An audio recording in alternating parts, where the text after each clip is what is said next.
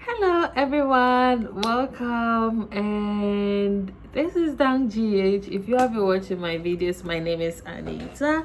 If this is your first time joining us today we're going to be talking about sepsis, and I want you to stay tuned. I hope you enjoy this video as well.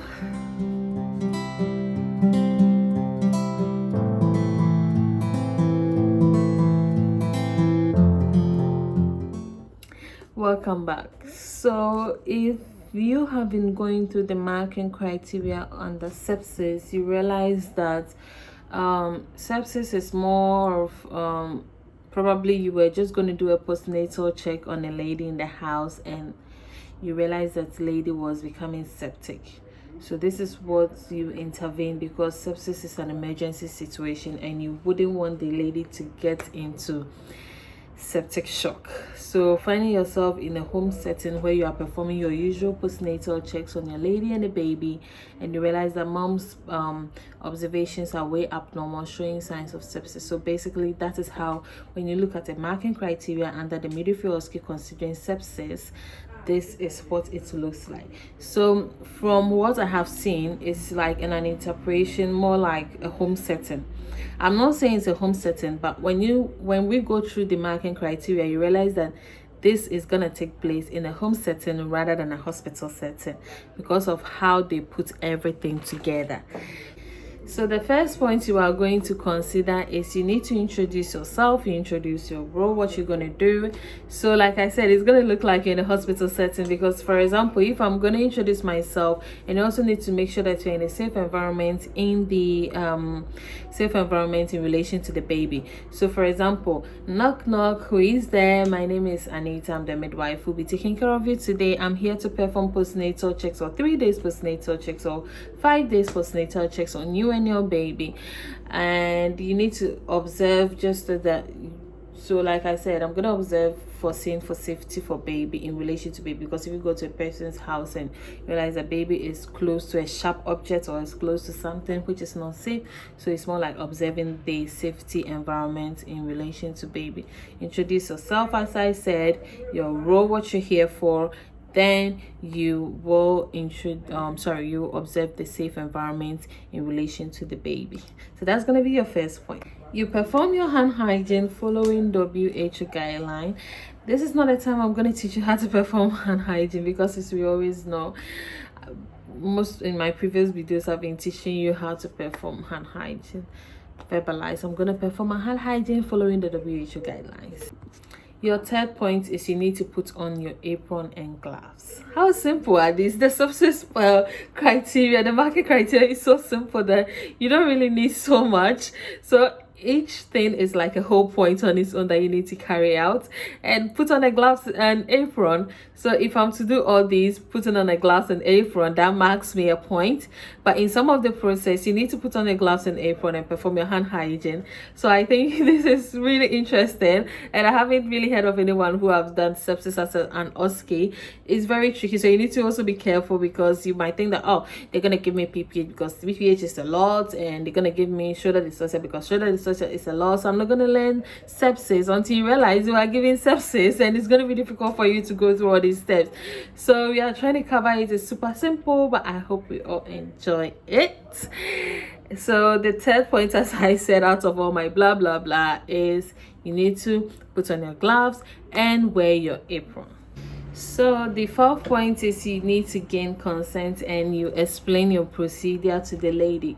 So before you definitely start, there's going to be a scenario read out to you by your examiner. So you need to if for example they've stated all these things, that you need to perform a 3 days postnatal check where you're going to do the maternal observations and everything, then you need to verbalize those things to your lady, that I'm here to perform these checks on you. Can I go ahead? Are you happy for me to do those? You need to gain consent before you do anything in relation to the lady.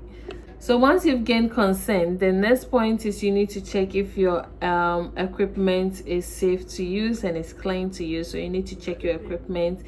So you need to verbalize this. Although I'm sure that once you're going to do everything, you need to check all those things in your house or probably at your workplace before you even set off to the lady's location. However, even before you start, you still need to double check and make sure that these things are working before you use it on your lady. After you're done, you need to perform a holistic maternal examination. When we say holistic maternal examination, everything that goes under it. So we have our TPR. I always say TPR because you have a temperature, pulse, respiration, you have your blood pressure, then you have your oxygen saturation. So these are the observations that you need to carry out aside your physical examination that you but aside that you do your observation. The holistic observations are these 5 things: your TPR and your blood pressure, as well as your oxygen saturation. Once you are done with your observation, you need to document all these on your meow chart. As I said, you need to document every observation on your meow chart. Who knows, they might give you a meow chart. Make sure you document, you write your dates, name, just print name, sign, date it before you even document anything, because you are already in that tension. The room is tense for you. You are nervous. You want to pass these exams. The chances of you forgetting to write your name and signing against is high. The moment you grab your sheet and they say start work, just date all these things, put it down. Make sure you are there, because even if you filled everything correctly and you forgot to date your name, sign, write today's date, it's automatic fill and you have to write the whole thing all over again. So I know I have experienced it. I've been in the exam hall. To be frank, there was a point I even cried. I went to the washroom. I cried so much because I was so nervous, but I have to pick myself up.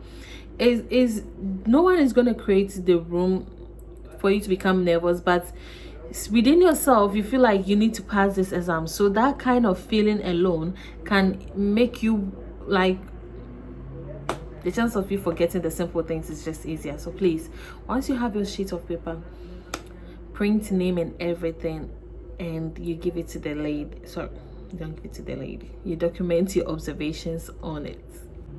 So this is where the emergency comes to place. You've done your observation. You realize that these are signs of sepsis. So sepsis is you're having high temperature, hyperthermia, you are having tachycardia, you are having either raised blood pressure or hypothermia, or you are having excess breathing or less breathing under the below or above the normal range. You know that your lady is running into sepsis. So you need to inform the woman, and you need, if the partner or whoever is around, you need to inform them that the woman needs an immediate care. So what you do is you then bleep 999, that is for the ambulance service, and you need to verbalize that you need immediate transfer for a lady with suspected sepsis. So you've recognized the need for sepsis. So when you've made the ambulance aware, they're going to make everything intact in preparation for such a situation. Whilst you await, you need to cannulate your lady, and you need to start with some intravenous fluid. Once she's on the intravenous fluid, you need to help. If she's with a partner or if she's with a support, then they need to make sure that baby is safe, because some of them might be breastfeeding and stuff. So baby can be with partner, or baby can be with the support person who is with the lady, so that's just to make sure that baby is also in good hands. So this is the part where it comes into play, your ability to recognize the emergency, and that is it.